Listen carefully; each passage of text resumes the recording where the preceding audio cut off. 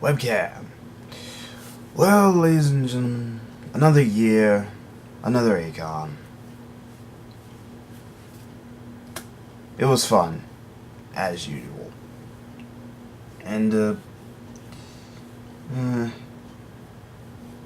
as usual, every year I try to work to get a little more involved. It would have been nice if I had participated in the artist alley, but, or maybe hosted a panel, but,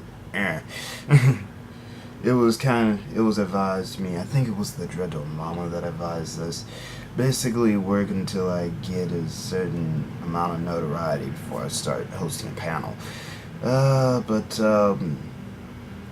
Yeah, of course, as usual, for some reason, it's like every convention I go to, I've made note to get a few autographs here and there. I don't know, it's fun. Waiting in line for, to attend a panel or to get an autograph from, a voice actor, for me, is fun. Some of the things that occur while waiting in line. And, let's see. What else? Oh, yeah. I also attended some panels concerning writing, acting, drawing, and, I know. For some people, for some of you who don't attend anime conventions whatsoever, it's like they do that there. Yeah, because, there are some people who actually want to get into the industry. Either that or they want to learn how it's done and they attend the panels. They either want to get into the industry or become better cosplay, improv actors. Which is why I went to the improv panel because, well, I suck at it. I know. But your auditions say otherwise. I'm an amateur. Let's see. Yeah, I actually got this. I honestly can't believe that this was actually translated and distributed by Shonen Jump. I honestly didn't think that I'd actually come across this, much less be able to find it and purchase it. In fact, when I actually saw this in the dealer's room, I was like, I didn't think this was subbed or dubbed and distributed. I'm gonna buy this. But for those of you who don't know, it's called Kurodochi Ultimo. It was created by Hiroyuki Take, the creator of whom many of us knows to be the creator of Shaman King, and Stan Lee, of all people. Which is why I was shocked to find this, because when I looked this up, or actually when I came across this by accident when looking up the creator of Shaman King, I just thought, it was only distributed in Japan. No way in hell I would ever see this in America. Even though, if you look this up on Wikipedia, the cover is in English. And of course I am looking to review this later, after I get done with my reviews of, Jeff Loeb's run on Hulk, Secret Invasion, I think Fate's Stay Night. Yeah, because I was thinking of doing those. I'm also thinking of reviewing Dragon Ball Z, but yeah, I'm getting ahead of myself. Also, after purchasing this, I have made it a minor goal, if I can, to find Stan Lee, if he should ever make another convention appearance, and have him sign this. But,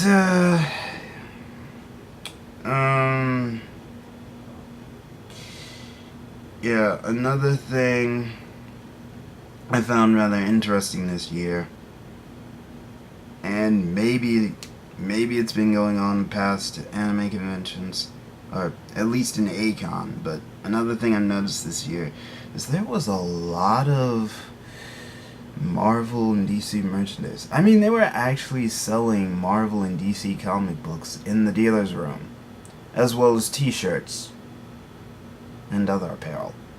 And of course the artist alley. I don't know why I was like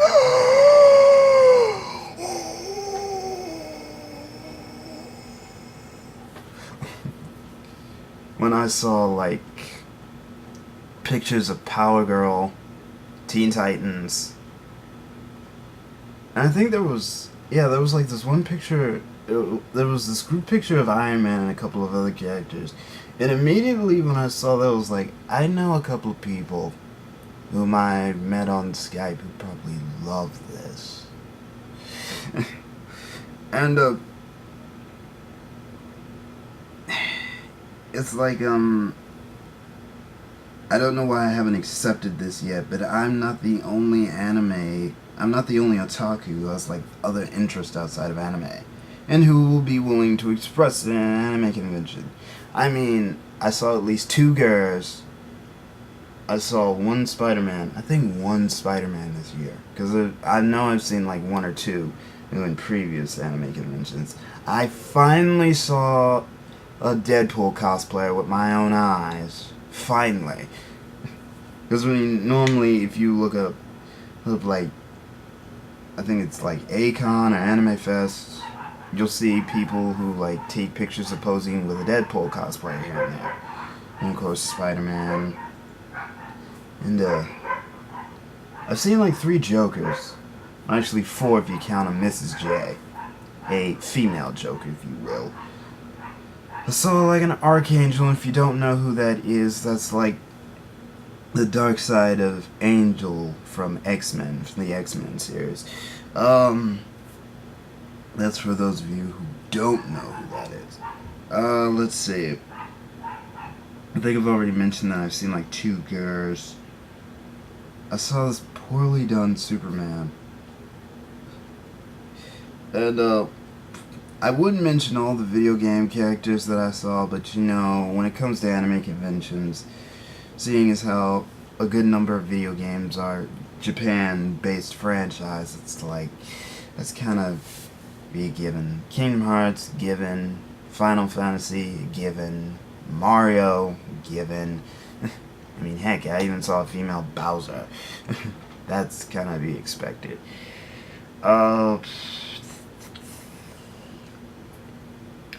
But I actually saw a Doctor Who. I was surprised to see 2 Doctor Whos. And 2 TARDIS. For those of you who don't know what that is, that's the time-traveling phone booth he's in.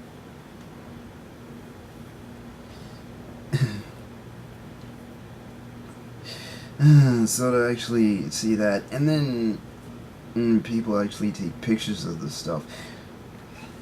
And of course, in looking around for some pictures on Akon, there was actually someone dressed as Invader Zim.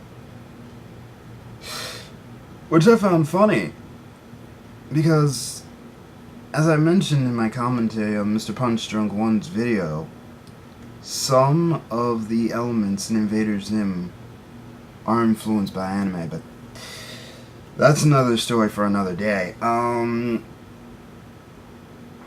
And of course, there was also this one panel, like the defense of an otaku, which is basically arguments otaku can use to defend themselves, you know, from people who make fun of us for cosplaying, role-playing, and just interest in anime in general.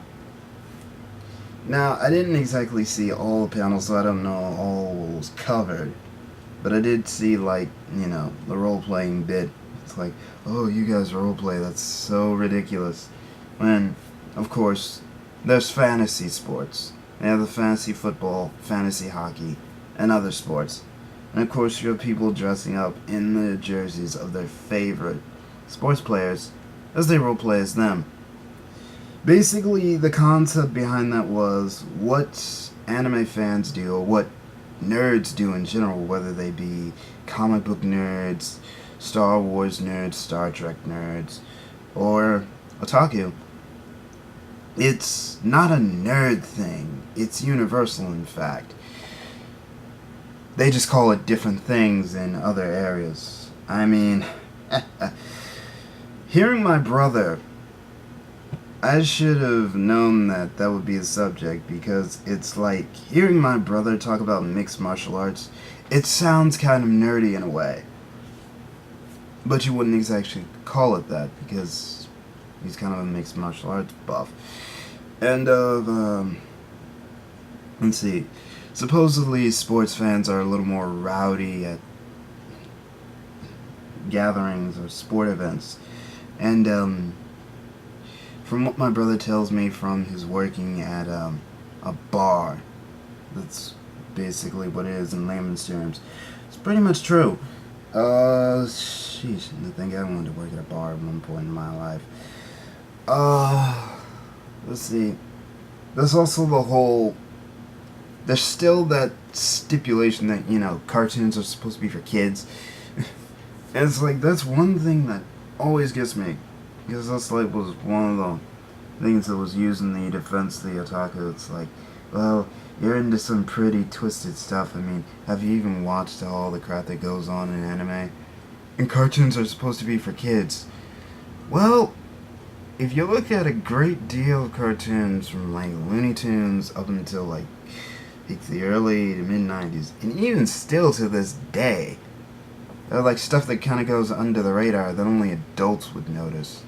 And I don't think I need to mention, you know, South Park, Family Guy, American Dad, Aqua Teen Hunger Force, Simpsons. But of course, people would argue that a good number of the shows I mentioned, you know, come on after like midnight or so. When last I checked, it's like Simpsons, South Park, at least come on at like 8 o'clock at night. On certain networks, of course. I also neglected to mention King of the Hill. A couple of other shows. I don't know if Beavis and Butthead came back. There was also that. And it's like those shows are overlooked because, well, anime is dubbed and edited to be, you know, kid-friendly. Not all of it, but some of it. And, let's see what else. I think I already mentioned the fact that it's like there are otaku such as myself who have other interests outside of anime.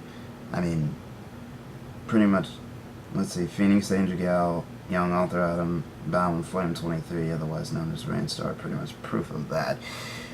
Which pretty much leads me into one other thing I wanted to do before this video.